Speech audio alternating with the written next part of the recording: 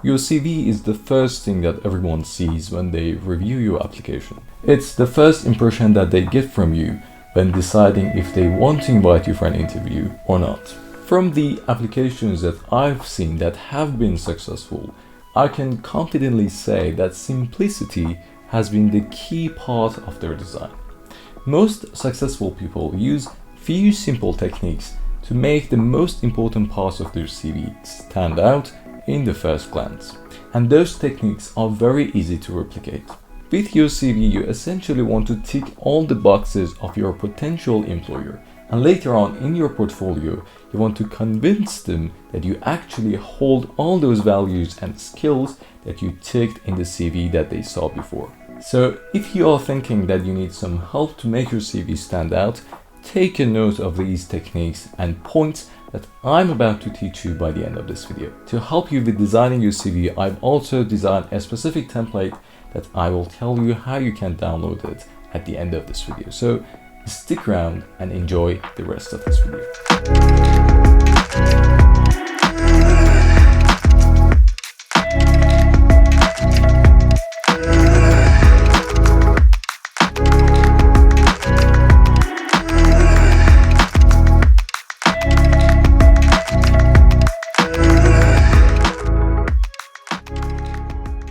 Hello friends and welcome back to the channel. If you don't know me, my name is Amir and I'm a Part 2 architecture graduate based in London. And in this channel, I talk about architecture from different perspectives. So now let's learn some important lessons for designing an architecture CV. Lesson number 1, never send a CV alone.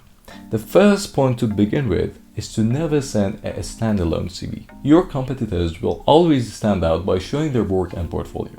And employers who want to hire as soon as possible will be much happier to look at an application which makes the decision making easier by including the portfolio next to a CV than to look at someone's standalone CV which shows nothing about their actual capabilities and skills. So what you want to do is to include your CV right in the beginning of your portfolio, right after cover page. I've previously talked about 10 important rules for designing an architecture portfolio in a video before that I highly recommend watching before or after this video, where I have also shown some successful examples of architecture portfolios. Link above and in the description. When you include your CV in your portfolio, the person who's reviewing would get to know about you and your skills in the beginning and then see them in action in your portfolio. But bear in mind that you need to keep your portfolio file very light as possible and not more than 10 megabytes and sometimes even less than 5 megabytes for some companies that ask for. Lesson number 2 is about structure. The way you structure your CV has a tremendous impact on the clarity of your CV. You want to make your information easy to find on the page, as a person who's reviewing your CV has probably reviewed tens of other CVs before you and will probably have to make time to review some more after yours. So he or she wants to get to the point and see if you can tick all the boxes that they are looking for. So you want to make a couple of things stand out in your CV: your education, your experience, and your skills. The best possible format I've seen is dividing your page into 3 columns.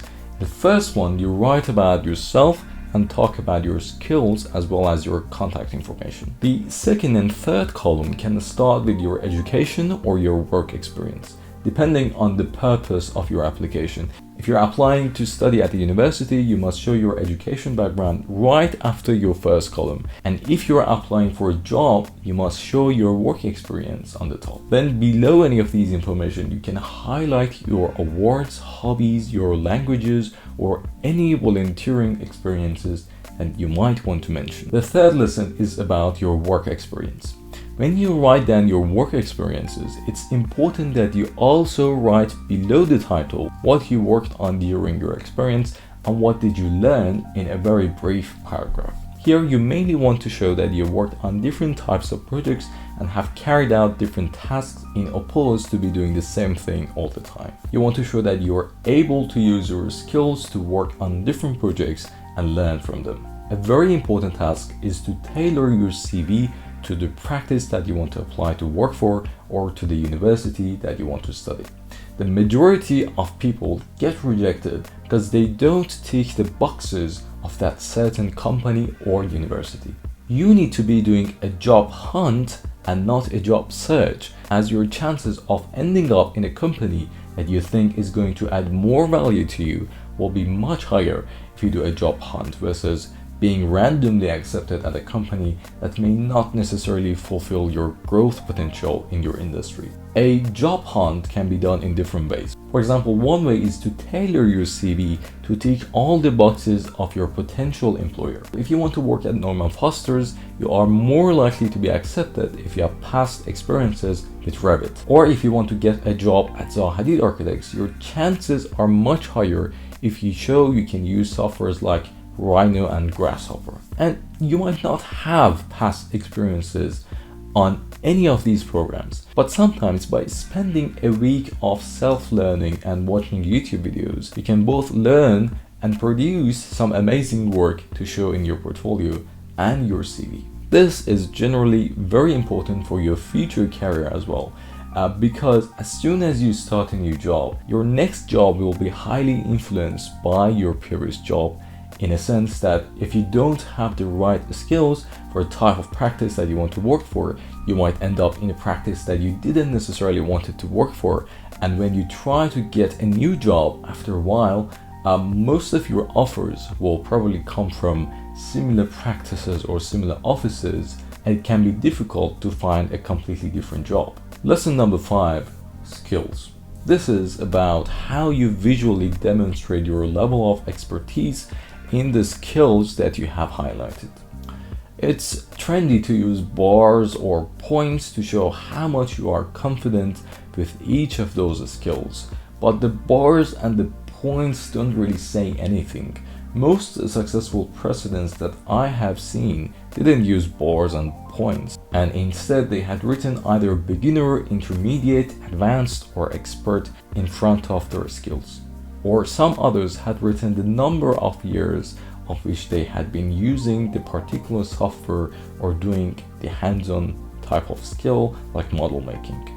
Employers usually prefer to see them in either of these ways, as it communicates the depth and the level of your skills much better, and it creates a hierarchy between your different skills. Now, all of the 5 points that I discuss are based on my personal experience of applying to places, as well as teaching students design their CV and portfolio up to the world-class standards. These are not the only points that you need to be considering while designing your CV, but they are the most important and critical basis of any good architecture CV. I have also designed a standard type of CV for the sake of this video and to help you understand the basics of designing your own CV. You can find the link in the description, where there's also a link to my weekly newsletter called Sunday's Pivot Point, where you can subscribe to get access to the resources that I share every week, as well as reading about the pivot points of my week, which could be about a podcast that I listened to or a chat that I had with someone, or basically anything that can be inspiring to you. If you also want to get in touch with me about reviewing your CV, you can find my email address in the description and drop me a line and I will get back to you as soon as I can. If you like to see more videos like this on a weekly basis, I recommend subscribing to the channel as well as liking this video to help it reach more people. I hope this video has helped you to design your CV and to understand the elements that are essential for making a good CV. I hope you have a great rest of the day and see you in the next video.